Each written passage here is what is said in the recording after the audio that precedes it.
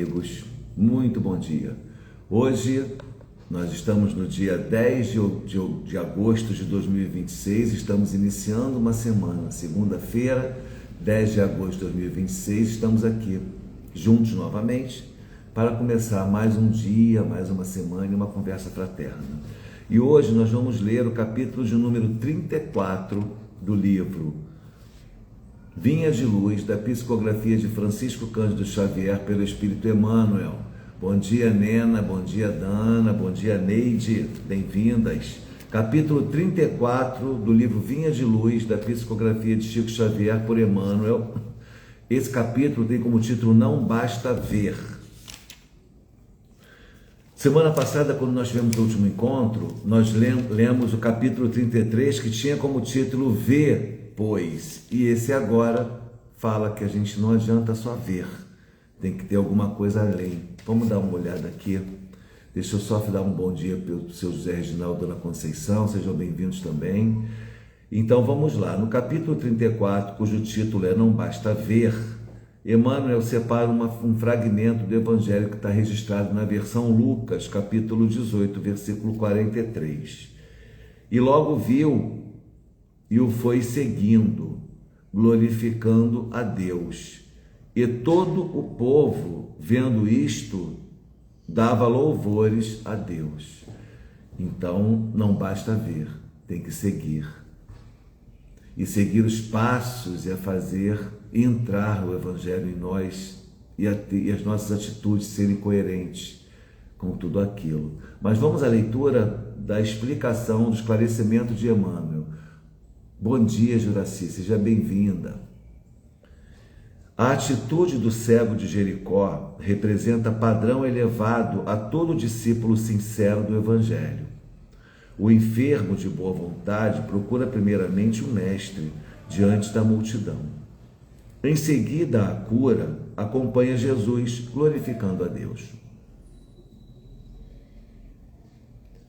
E todo o povo, observando o benefício, a gratidão e a fidelidade reunidos, volta-se para a confiança no divino poder. A maioria dos necessitados, porém, assume posição muito diversa. Quase todos os doentes reclamam a atuação do Cristo, exigindo que a dádiva desça aos caprichos perniciosos que lhes são peculiares, sem qualquer esforço pela elevação de si mesmos, a bênção do Mestre. Raros procuram o Cristo à luz meridiana, e de quantos lhe recebem os dons, raríssimos são os que lhe seguem os passos no mundo. Desculpa. Daí procede a ausência da legítima glorificação a Deus e a cura incompleta da cegueira que os obscurecia antes do primeiro contato com a fé. Em razão disso, a terra está repleta dos que creem e descreem, estudam e não aprendem, esperam e desesperam, ensinam e não sabem, confiam e duvidam.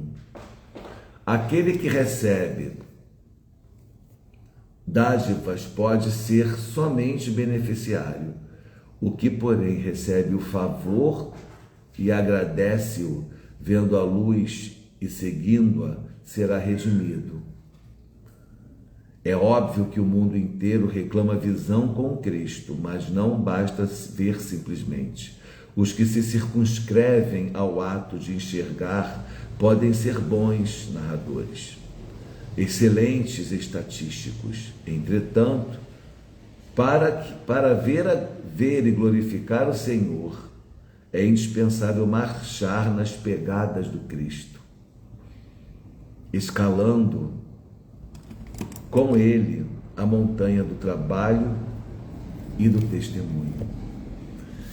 Meus amigos, não basta ver. Nós aqui nesse grupo, inclusive nesse centro espírita que nós frequentamos e trabalhamos, e nos demais que a gente vê ao longo da nossa caminhada, nós vemos sempre que a mola mestra nossa na moralidade é Jesus.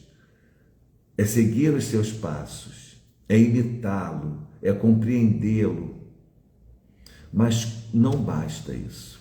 Nós precisamos aplicar. O Evangelho, dia chegará que o Evangelho não precisará mais ser estudado por nós, porque ele estará impregnado em nós e todas as nossas atitudes serão coadunadas com esses postulados morais e éticos de tanta relevância. Não haverá mais o mal, não haverá mais a conduta equivocada, a conduta leviana, a conduta traidora. Haverá compreensão, haverá compaixão, haverá unidade de pensamentos, harmonia, fraternidade. Mas para que isso aconteça, nós precisamos aplicar o Evangelho. Ler, estudar é importante, mas não é suficiente. Como está bem dito aqui por Emmanuel, aqueles que têm uma boa eloquência, que têm uma capacidade de palavra, de oratória, vai conseguir pregar o Evangelho, vai conseguir entender, mas vai aplicar. Sem a aplicação prática na nossa vida, isso que está sendo dito aqui não é para vocês que estão me ouvindo, é para mim também. Eu tenho que aplicar o Evangelho em mim. Eu sou o primeiro a ouvir. O que está mais próximo do que eu estou falando sou eu mesmo. São os meus ouvidos. Que eles ouçam e entre na minha mente para que eu compreenda que o Evangelho não foi trazido por Jesus para que nós tenhamos um lindo livro contando histórias e dando orientações de moralidade, de estudos e de profundidade do ser, ontologicamente falando. Aquilo ali é um manancial de informações, um manancial, uma Bíblia, aquilo ali é uma bússola de direcionamento da nossa existência, da nossa vida, para que nós cheguemos no alvo que é a plenitude. E para que isso aconteça com Jesus, é preciso que a gente entenda o Evangelho e aplique. A maioria dos necessitados, porém, assume posição muito diversa. Quase todos os doentes reclamam a atuação do Cristo, exigindo que a dádiva desça aos caprichos perniciosos que lhes são peculiares, sem qualquer esforço pela elevação de si mesmos à bênção do Mestre.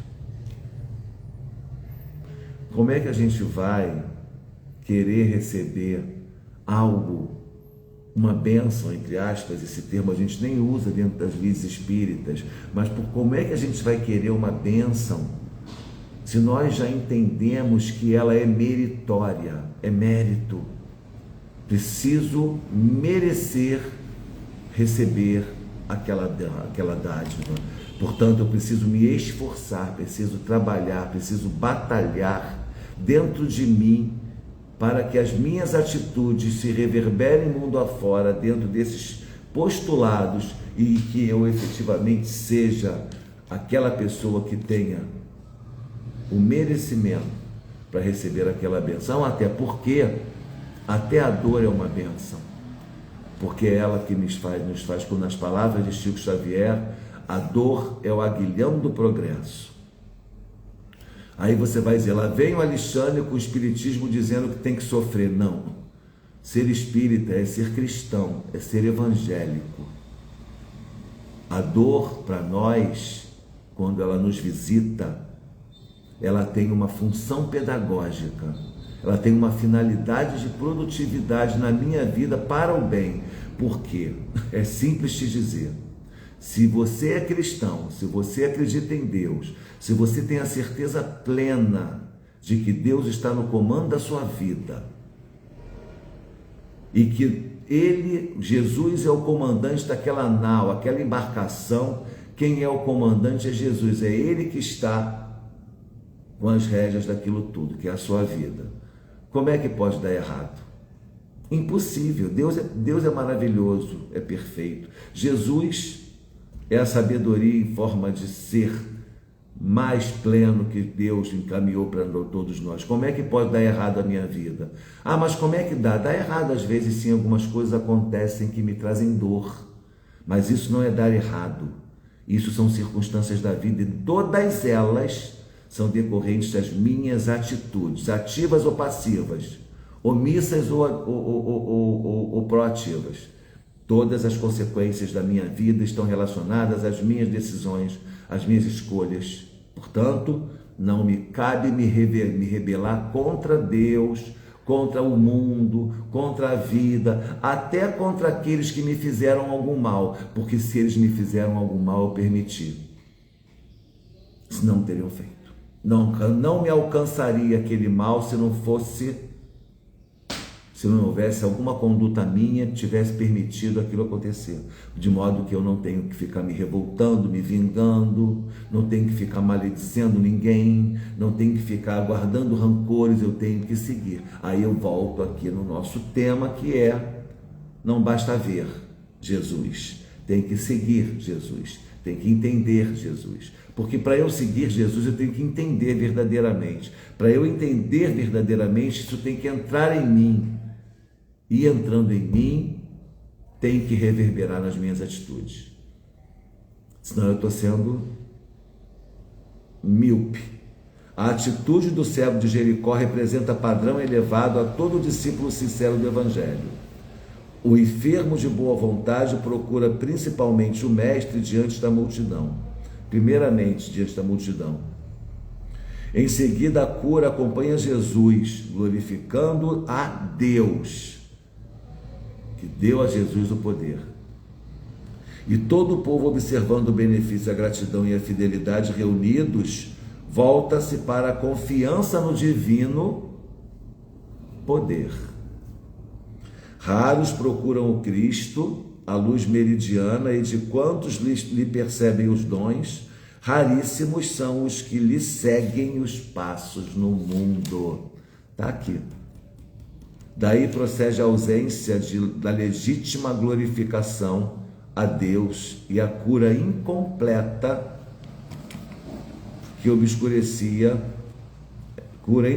da cegueira que os obscurecia antes do primeiro contato com a fé. Natural? Eu estou em contato com essa joia rara que é o Evangelho, com definições fantásticas, com orientações filosóficas profundas. Aí eu acho lindo aquilo tudo e começo a pregar, mas é da boca para fora, não aprendo nada. E aí começo muitas vezes, o que é pior, a utilizar aquele poder do próprio Evangelho, todo aquele manancial de informações para dominar pessoas. Bom dia, Dana, seja bem-vinda. Para controlar pessoas, para alcançar objetivos particulares. Então o Evangelho se perde nas minhas palavras. A essência flui, não continua ali mais. E eu começo a ter consequências das minhas atitudes levianas. Aí eu chego lá na frente e falo: meu Deus, que mal eu fiz, o que eu fiz? Ué, tudo errado. Porque eu não apliquei em mim, eu não sou dono da verdade. Eu não tenho conhecimento pleno do Evangelho, meus amigos. Eu só estou aqui conversando com vocês porque eu tive a oportunidade de falar, mas tal qual vocês precisam ouvir e aprender. Se todo pregador pensasse assim, com sinceridade, estaria melhor. E todos nós que estamos estudando, lendo e procurando praticar o Evangelho, que tenhamos a consciência de que é necessário nós conhecermos a palavra e aplicá-la. Não só conhecer, não só saber que está ali, aplicar em nós. Não é no outro, não. Isso aqui era bom para o fulano ouvir. É para você. Se você está aqui comigo ouvindo, é porque é para você. Esquece o fulano. Esse momento é seu. Lembra aquela passagem que contam sobre Jesus, que ele vai na casa de Lázaro e as irmãs Marta e Maria, que vão receber todos eles, ficam nervosas porque são vários convidados, vários visitantes, e aí elas têm que arrumar a mesa naquele momento. As mulheres eram que faziam tudo na casa, o homem não fazia nada. E de repente Jesus começa a pregar. E aí Marta para o que está fazendo, se senta do lado dos outros discípulos e seguidores e começa a ouvir Jesus. E Maria fica indignada, porque Marta deixa ela sozinha trabalhando enquanto Jesus está pregando. Ela queria montar a mesa do jantar, a mesa da ceia, e ficar tudo organizado. Ela queria ser uma boa anfitriã. E ela vai reclamar com o mestre: olha, mestre, eu aqui trabalhando e Marta sentada. Qual é a resposta que Jesus dá? Maria, nas minhas palavras, né? Ele diz: Maria, Marta escolheu a melhor parte, que é me ouvir. E depois trabalha. Porque se a gente não parar para refletir Jesus, para pensar Jesus, para introjetar aquilo tudo em nós, não adianta nada, fica mecânico. Aliás, tudo tem sido tão mecânico nos dias de hoje. É tanta informação, é tanta informação, tanto conhecimento que passa por nós e passa batido, porque a gente não para pensar e estudar e aprofundar e concretizar aquilo em nós, cimentar o conhecimento, que nós possamos acimentar o conhecimento do Evangelho em nossos corações, em nossas mentes, e que isso faça com que tudo se reverbere em atitudes caridosas, amorosas, cristãs, com qualquer pessoa que circular por nossos caminhos. É o que eu desejo a todos nós. Adriana, querida, olha só, minha querida amiga e cliente de tantos anos. A Adriana está comigo na advocacia desde 2006. São 20 anos de amizade. Agora sou advogado do filho dela. É isso aí, Adriana. Bom dia. Dona Ana, Regina, Ângel, sejam bem-vindos. Seu Luiz, todos vocês que entraram enquanto eu vinha conversando. Eu desejo a todos um ótimo dia, uma semana de muita luz, de muita produtividade e muita paz. Que o Evangelho de Jesus faça a diferença na vida de todos nós. Obrigado pelas reflexões e pelos momentos tão ricos. Bom dia, paz e bem.